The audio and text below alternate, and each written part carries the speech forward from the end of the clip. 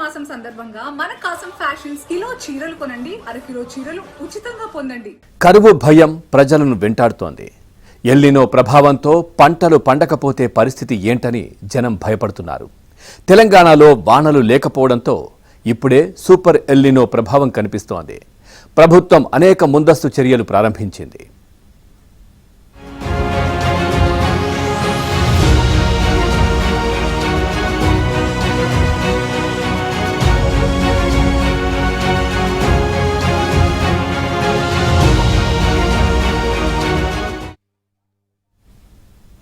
Super El Nino ముంచుకొస్తోంది.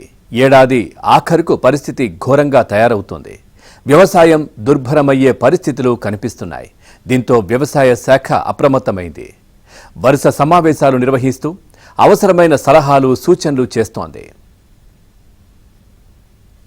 రేపు El Niño వచ్చేటువంటి తీవ్రమైనటువంటి ప్రభావంతో మనం ఏ రకంగా తట్టుకొని నిలబడాలో కూడా రైతులంతా కూడా ఆయా గ్రామాల్లో చర్చించుకోవాలని, ప్రతి ఇంట్లో చర్చ జరగాలని.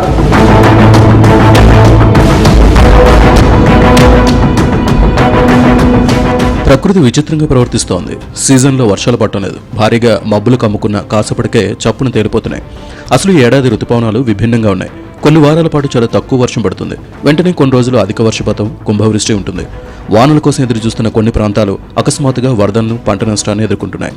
మిగిలిన ప్రాంతాల్లో వర్షాభావం ఉంటుంది. భారీ వర్షాలు జాతీయ సగటును మార్చొచ్చు. కానీ వారాల కొద్దీ వానలు లేకపోవడం వల్ల భూమిలో తేమ శాతం, భూగర్భ జలం వెంటనే పెరగవు.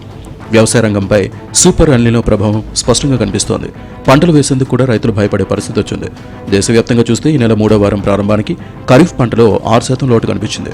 తెలంగాణలో జూలై 14 నాటికి 60 లక్షల ఎకరాల్లో మాత్రమే విత్తనం పడింది. వానాకాలంలో సాధారణ విస్తీర్ణం కంటే 45% తక్కువ.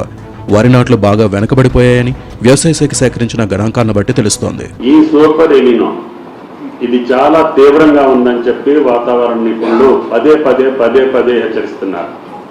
అది కూడా భారతదేశం మీదనే ఎక్కువ ప్రభావం చూపుతుంది. అందుట్లో కూడా దక్షిణ భారతదేశంలోనే ఎక్కువ అవకాశం ఉందని.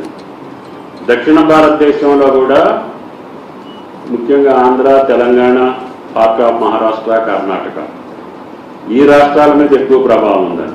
సూపర్ ఎల్నినో ప్రభావంతో తెలంగాణ ఆర్థిక వ్యవస్థ పూర్తిగా దెబ్బతినే ప్రమాదం ఏర్పడింది. రాష్ట్రంలో 12,760 గ్రామాలున్నాయి. అందులో 1,609 గ్రామాల్లో మాత్రమే వ్యవసాయ పనులు జరుగుతున్నాయి. 11,151 గ్రామాల్లో పరిస్థితి దారుణంగా ఉంది. ఎల్నినో ప్రభావంతో ఈ గ్రామాల్లో వర్షాలు పట్టలేదు. ఇప్పటివరకు 2,320 గ్రామాల్లో ఒక మోస్తారు, 7,959 గ్రామాల్లో తీవ్ర, 892 గ్రామాల్లో అత్యంత తీవ్ర లోటు ఉంది. 23 జిల్లాల్లో లోటు వర్షపాతం నమోదవుతోంది. వానాకాలం ప్రారంభమైన తర్వాత 54 రోజుల్లో 27 రోజులు మాత్రమే వర్షపాతం నమోదైంది.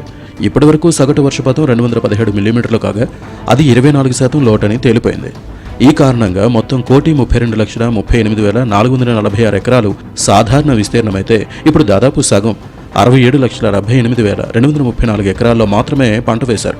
రాష్ట్రంలో మొత్తం 621 మండలాలకు 39 చోట్ల అధికం, 183లో సాధారణ వర్షపాతం పడగా 360 మండలాల్లో లోటు, 39 మండలాల్లో భారీ లోటు ఉంది.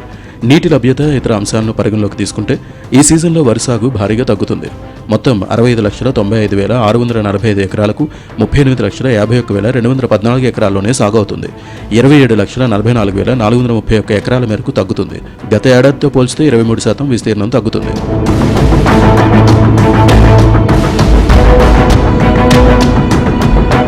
పంటలు వేయాలంటేనే రైతులు భయపడాల్సిన పరిస్థితులు దాపురించాయి. 100ల క్రితం వచ్చిన ఎల్నినో కంటే ఈసారి పరిస్థితి మరింత ఆందోళనకరంగా ఉంటుందని అంచనా వేస్తున్నారు. అంచనాలు మరింత మెరుగ్గా అందడం ఒక్కటే ఇప్పుడున్న ప్రయోజనమని వాతావరణ శాఖ అధికారులు చెబుతున్నారు. ఎల్నినోకు కారణమైన పసిఫిక్ మహాసముద్ర ఉష్ణోగ్రతలను కంట్రోల్ చేయడం ఎవరి వల్ల కాదని ప్రత్యేకంగా చెప్పాల్సిన పనిలేదు. అందుకే ముందస్తు ప్రణాళికలు, సన్నాహాలు చేసుకునేందుకు అవకాశం లభిస్తోంది. ఎల్నినో అనేది ప్రకృతి చక్రంలో భాగమే. మానవ తప్పిదాల వల్ల అత్యధిక వేడిని మోస్తున్న సముద్రంలో అది అభివృద్ధి చెందుతోంది. సముద్ర వాతావరణంలోని 90% వేడిని గ్రహిస్తోంది. 2025లో రికార్డైన ఉష్ణోగ్రతను పరిశీలిస్తే సముద్రం ప్రతి సెకనుకు 12 హిరోషిమా అణుబాంబులతో వెలువడే వేడికి సమానమైన వేడిమిని తనలోకి తీసుకుంటోంది.